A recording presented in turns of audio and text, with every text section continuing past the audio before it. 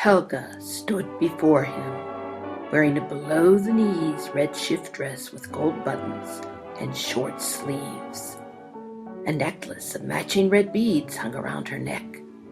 She angled her head to stare at him. Her matching earrings swayed back and forth. He noticed that she had bobbed her hair to suit the new flapper style as she laughed. She stepped into the cabin hidden away in the woods at the Piñon Lodge outside Santa Fe, New Mexico, and thrust her hand out. "I hold all the cards. Give me the Lawrence maps now, and you can get your rich girlfriend back." "What have you done with Dora?" Edward seized her wrists and shook her. "She's where you'll never find her again, unless you please me first." Helga slapped his face.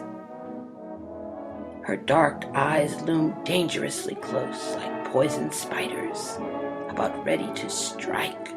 Her rouged cheeks looked like the burning fires of hell.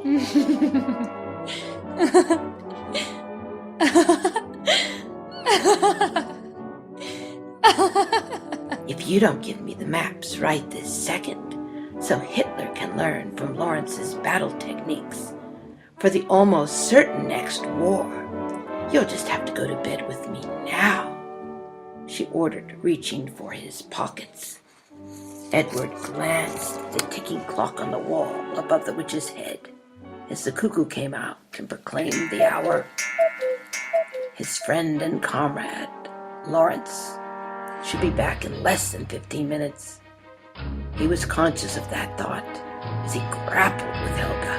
He shoved her up against the wall as he struggled to get his hands on the gun stuffed in her bodice.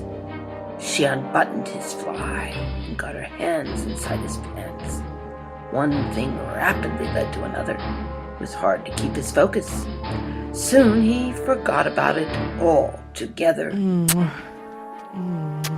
Some minutes later, the bitch was sitting there by the side of the bed, putting on her stockings in an unctuous way, unfolding them slowly as she giggled.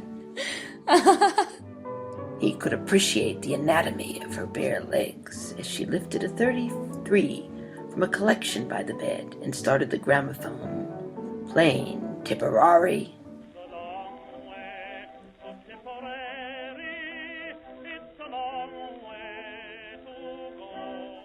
She'd already put on her formless shift that clung to her curves in a horribly bewitching fashion. She rose and sauntered off to the bathroom to comb her hair, slamming the door behind her. He slipped into his slacks when he heard Lawrence knocking on the window. With the Lawrence maps intact, Edward and Lawrence hurry back east on the train to join Churchill.